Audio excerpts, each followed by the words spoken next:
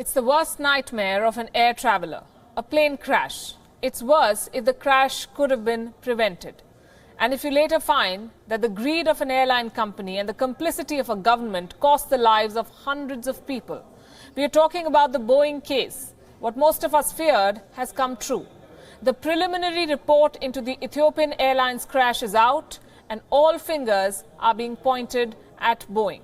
Let's first tell you what the investigators have found so far. The plane was fit to fly, but once it took off, it nosedived, not once, not twice, but several times. The pilots tried their level best to save the plane. They followed all procedures recommended by Boeing, but despite their efforts, it crashed. The initial findings of the investigation on the basis of initial information gathered during the course of investigation, the following facts have been determined. Number one, the aircraft possessed a valid certificate of airworthiness. The second one, the crew obtained the license and qualifications to conduct the flight. And third, the takeoff roll appeared very normal. And the fourth one is the crew performed all the procedures repeatedly provided by the manufacturer, but was not able to control the aircraft. Ethiopian Airlines Flight 302 crashed last month, minutes after takeoff. All 157 people on board were killed. This is the second time in 6 months that a Boeing 737 MAX 8 plane had crashed. Questions were raised, parallels were drawn. Was the Ethiopian crash similar to the Lion Air crash in Indonesia just a few months ago? That was in October 2018. Lion Air flight JT610 crashed into the sea near Indonesia. All 189 passengers on board were killed. Now the similarities are evident. It's very clear similarity with the Lion Air accident because number one, it's the same airplane model, brand new airplane. In our case, less than 5 months in service. I think it's similar with the Lion Air airplane also. The Ethiopian Airlines crash prompted airlines around the world to ground the Boeing 737 MAX 8 plane. They were grounded in India too. Boeing was blamed for withholding information. The charge is that Boeing did not tell the pilots about a new safety feature on the 737 MAX. The manual that comes with the new Boeing aircraft allegedly did not mention that when the plane's computer detects a stall, it automatically triggers a response. Like lowering the nose of the plane, it goes down. Investigators suspect that this is the reason why the plane crashed. While this is just a preliminary report, Boeing has been asked to review this aircraft control system. But demands for a class action lawsuit against Boeing are also growing. A class action lawsuit is where one party represents a group of people, a class, and it goes to court against a common defendant, in this case, Boeing. Families of victims of the Lion Air crash say that both these crashes, Lion Air and Ethiopian, must be treated as one. They're demanding accountability from Boeing for the loss of more than 300 lives.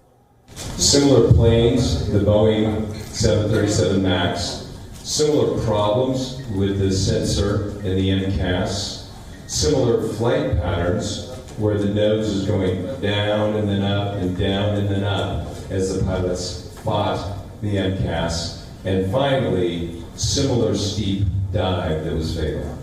So that's the big difference. Lion Air pilots could not have known about the MCAS, and Ethiopian Air pilots should have known about the MCAS. It is clear Boeing must answer some tough questions, but America's aviation watchdog, the Federal Aviation Administration, the FAA, should also be put in the dock. They too must be made to answer some questions. Why did the FAA allow the Boeing 737 MAX 8 to fly? At the moment, all American-made aircraft are subjected to testing and evaluation that is approved by the US Congress. On the face of it, it's great. But this evaluation is like an open book exam.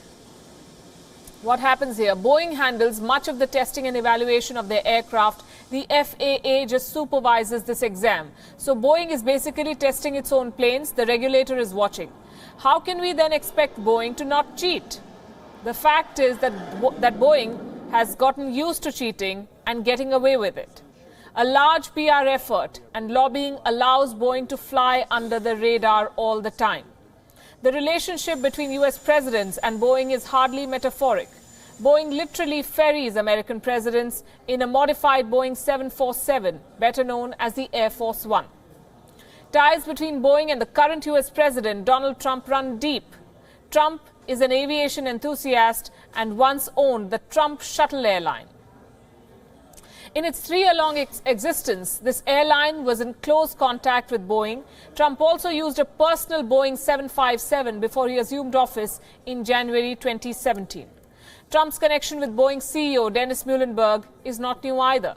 Trump had personally negotiated with Muilenburg to try and lower the cost of a future version of the US presidential aircraft. Then in July last year, Boeing won a $3.9 billion contract to replace 2 Air Force One jets. If signposting is anything to go by, then Trump's preference for Boeing has been more than apparent. The US president has used Boeing products and sites as backdrops for major presidential announcements. In July last year, Donald Trump used his visit to a Boeing plant in St. Louis to talk about the impact of his tax overhaul bill.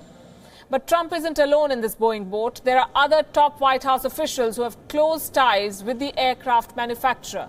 Take Acting Defense Secretary Patrick Shanahan, for instance. He worked for Boeing for 31 years before joining the Pentagon. Former U.S. Ambassador to the United Nations, Nikki Haley, has been nominated by Boeing to join its board of directors. Boeing's stature makes it a natural choice for American administrations to cozy up to. It is the U.S.'s second largest defense contractor. The company received $104 billion in unclassified defense contracts between 2014 and 2018. It is no surprise then that the Trump administration has repeatedly urged its allies to buy Boeing products. But this is what all the cozying up leads to. 2 plane crashes, 346 lives lost, lives that could have been saved. Whose fault is it, we ask again, the manufacturer or the regulators? The important question is, what really was done to prevent such a thing from happening? If the right procedure had been put in place at the right time, the world wouldn't have seen the death of 346 innocent people. 29th October 2018. Lion Air Flight 610 travelling from Jakarta to Pangkal Pinang with 189 souls on board. 13 minutes after takeoff, the plane lost contact with the air traffic control and crashed into the sea, killing all 189 people. 10th March 2019. Ethiopian Air Flight 302 travelling from Addis Ababa to Nairobi with 157 people on board. 6 minutes after takeoff, the plane reports trouble and requests a return to the airport. But before the plane could make a return, it crashed. All 157 passengers on board dead. Both the incidents hauntingly similar. An eerie coincidence? Sadly, no. Both the incidents had one very common factor: the plane itself. Boeing 737 MAX 8. 2 crashes in less than 6 months for a new model was highly suspect. So what had caused 2 new jets to just drop out of the sky and crash? The reason? A faulty sensor on the Boeing 737 MAX 8. A system that was intended to save the plane from stalling and crashing malfunctioned and caused the planes to lose control and crash. A system malfunctioning on one aircraft can be acceptable as a technical error. But the same system having the same trouble again was no coincidence. Boeing claimed that they were unaware of any technical fault when they sold the planes to different airlines. Even if one accepts that, the question remains. What happened after the first crash of Lion Air Flight 610 in October 2018? The aircraft manufacturer was informed about the faulty system, and what did they do?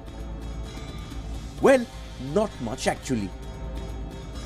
The fleet of MAX 7378 was not grounded.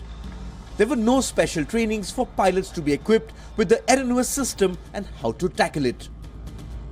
No special systems installed. Just a statement that they instructed pilots to override the faulty sensor. 189 lives had been lost. People were still reeling from this loss when Ethiopian Air Flight 302 crashed on 10th of March. Same aircraft, same model, same technical error. 157 innocent people lost their lives. Many countries across the globe took notice and grounded the Boeing 737 MAX 8 fleet.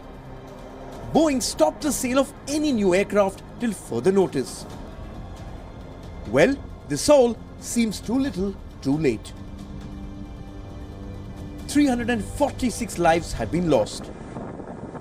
Lives that could have been saved.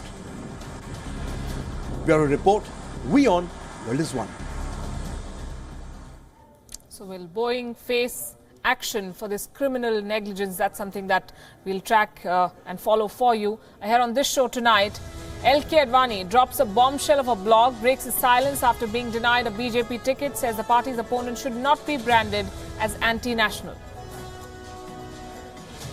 Is Saudi Arabia running out of oil? A new report by Aramco raises alarm as the first images of Saudi Arabia's nuclear plant emerge.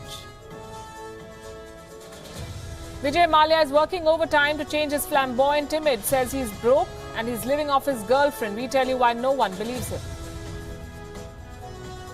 And South Korea becomes the first country to launch 5G. How will that change the world? We'll discuss. The Dalai Lama, the Tibetan spiritual leader, has proposed the unthinkable. A union between India and China, similar to the European Union. Let that sink in. The Dalai Lama says that he admires the spirit of the European Union, and with these words, he has walked into yet another avoidable controversy. This is what he said. India and China should explore the possibility of coming together as a union, similar to how France, Germany and others forged the European Union. They came together, he said, after a world war. Why can't the Asian neighbors do the same? He didn't stop there. He then said that the foremost Buddhist statue is at Bodh Gaya in India, followed by another in China, and that India and China would do well to live side by side economically. Why was he saying all of this? The occasion, interestingly, was the launch of a special global educational program for spiritual, emotional and ethical learning. Did the Tibetan spiritual leader overstep his brief? Some would say he did. For someone who has avowedly refrained from making political comments, the Dalai Lama's remarks are an invitation to controversy. He said Nehru told him that Americans would never help Tibet. He spoke about Tibet's future with China. He reiterated that he is not seeking independence for Tibet, but would prefer a reunion, as he calls it, with China under a mutually acceptable agreement. Basically, our side open. Actually, sometimes I was telling people that I am not splittist, but Chinese government consider me splittist.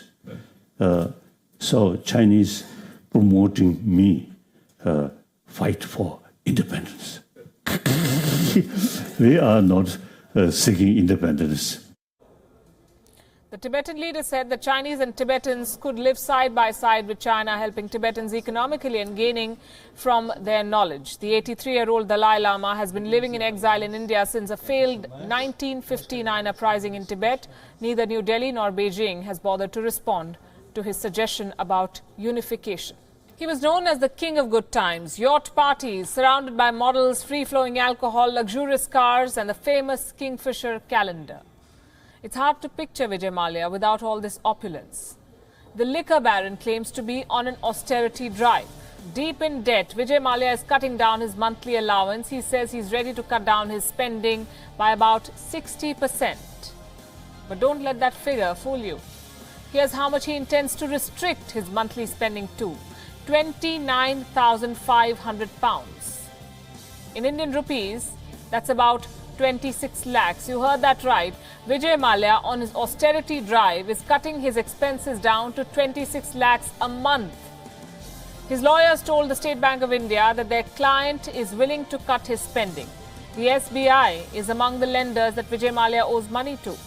Mallya is currently spending about £18,300 a week. Let me tell you what that kind of money can fetch you in London. A luxury apartment in one of London's upscale areas like Westminster costs approximately £2,000 a month. That leaves Mallya with £27,500. At a few parties, meals at Michelin star restaurants, and the liquor baron will still have more than a few £1,000s to spare. So where is the austerity in all of this, we ask? Perhaps it's the exorbitant legal fees that he's paying that is pushing him to the brink of insolvency, or the cigars that he smokes, or the upkeep of his luxury cars that he drives around across London. That is what must be driving Vijay Mallya towards a more austere lifestyle, his version of austere though. To further the image of a poor Vijay Mallya, his lawyers claim that he is insolvent and that he is living off borrowed money. His lawyers said that he was living on money borrowed from his partner, his personal assistant, a business acquaintance, and his children. They are funding his life. In a response to a petition filed against Mallya by a consortium of 13 banks, he said that his children support him. The banks claimed, and they said this in court, that Vijay Mallya received £84,000, that is close to 75 lakhs, from his personal assistants. He also received £128,000 from a business acquaintance. That money amounts to 1.15 crore rupees. Vijay Mallya owes a consortium of Indian banks over 9,000 crore rupees. That is a lot of money, yes. He is currently fighting extradition to India on charges of fraud and money laundering. Indian banks are now seeking to seize more than £200,000 from one of Mallya's UK bank accounts. And to this, Vijay Mallya is playing the austerity drive card.